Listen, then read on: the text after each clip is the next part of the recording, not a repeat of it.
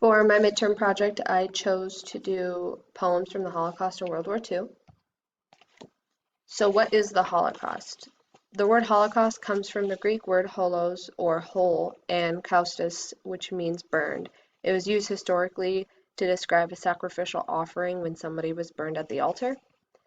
Um, so on the first bullet point, I labeled down the victims that were consisting of men, women, and children. It's sitting at 5,933,900 victims.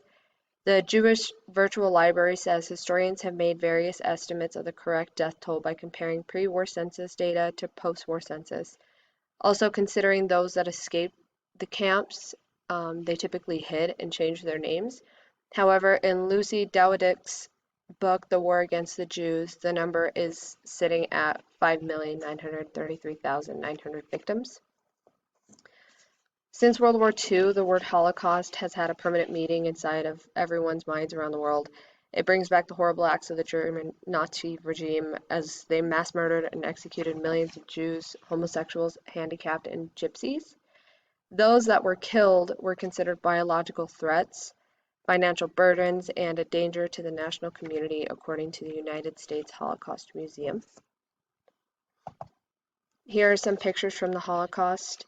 On the left, you see a woman and a bunch of children standing out in the cold. On the right, you see men that are actually being marched back from doing extensive outside work by guards. In these photos on the left, there is a German soldier that is about to execute a woman and her child. They're from the Ukraine. And then on the right, that is what the inside of the walls looked like of the gas chambers in Auschwitz. So just some context behind World War II. According to the World War II timeline, World War II started September 1st, 1939, when Hitler invaded Poland. However, the United States remained biased until December 7th, 1941, after the attack on Pearl Harbor by Japan. This attack claimed the lives of more than 2,300 military personnel, according to the Pearl Harbor Visitors Bureau website, and this also included 68 civilians that were dead and 103 civilians that were wounded. How did World War II and the Holocaust change our culture? So in the first bullet point, I put down racism and judgment towards Asians on the island and as well as inland. Anybody that resembled Japanese, Chinese, Korean, we completely resented them. We had their businesses shut down. We took their books off of shelves. We took anything that was in schools that could possibly be written by somebody that was Asian. We didn't teach it. We took the books down. We harassed them. We assaulted them. We used them to translate incoming radio signals and such from the Germans and the Japanese. And then we always assumed that their affiliation and direct correlation with the war. And then, according to the World War II Museum website, we use war more, say, in the sense of our allies to win, to implement propaganda into the media, creating pop culture. So, in the second bullet point, subject of songs, movies, comic books, novels, etc., we use the subject of war in everything to persuade everybody and to kind of get efforts in our allies winning. We also used artists' skill to keep the public informed in a sense of persuasion and cooperation with government home front programs.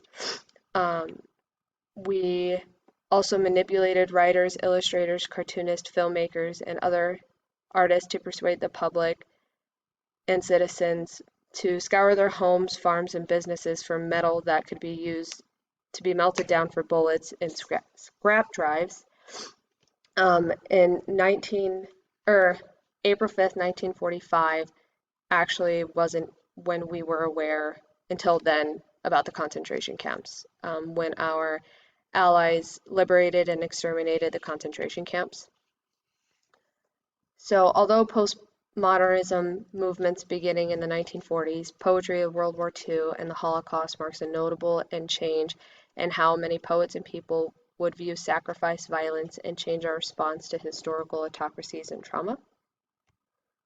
So here are just some examples of the propaganda that we used on the left and right. Those have to do with the Japanese and how racist and judgmental we were. So here are some gender norms. As a result of such a high need for soldiers in the front lines, women began doing work out of the norm in the United States, according to Melissa A. McCown's. So this is a quote from her. Artillery inspectors, aircraft welders, sheet metal assemblers, gear cutters, lathe operators, chemical analysts, and mechanics of all kinds. So those are the jobs that the women would do. According to the Women in the Army History Report, women stepped up to perform an array of critical Army jobs in order to free a man to fight. That was just a big propaganda thing that they put out. And in the next slide, these are the examples of propaganda that they would use. So do with less so they'll have enough. That goes into our rationing and the scrap drives and such. And then this is a direct quote from the Poetry of World War II Foundation. These poems demonstrate an acute attention to the horror, sacrifice, and sublime reckoning of conflict. So in this first poem, it was written by a gentleman by the name of John or Jack Radigan, who was in the Army on the night of the raid on Coventry. This poem speaks volumes about the horrific visuals that took place during World War II. This poem also provides a first-hand impression of the war from a soldier's point of view. This poem emphasizes the strength of civilians who were even bombed and creates a platform of strength and protest for society. In this poem, First They Came, this one is very, very dark. So this poem is written as a post-war confession and hints of themes of guilt and responsibility. The context of it, the pastor Martin uses first person at the end of his poem to hint or allude to the fact that the civilians of Germany did nothing to stand up to the Nazi regime. This poem can tie into today and how we choose to speak up or out on the wrongdoings of the government or the police force in the United States.